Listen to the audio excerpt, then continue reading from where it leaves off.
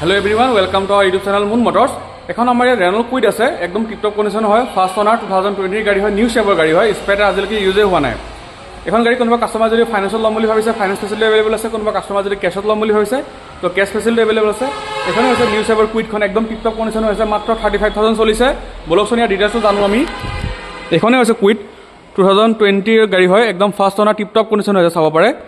Showroom condition হৈছে, bumper two bumper original পেইণ্টত আছে, চাব পাৰে। AC heater, power steering, power window সব ৰানিং আছে, একদম ধুনীয়া কণ্ডিশ্যনত আছে, এয়া চাব পাৰে। 1 লিটাৰ হয়, একদম টিপটপ কণ্ডিশ্যন হৈ আছে, স্পেয়াৰ ইউজে হোৱা নাই।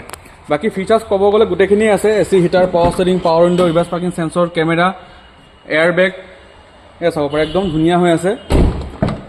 1 লিটাৰ হয় আপোনাৰ, পেট্ৰল ইঞ্জিন, 3 চিলিণ্ডাৰ। ফ্ৰণ্টৰ পৰা লুকছটো দেখাই দিব চেষ্টা কৰিম।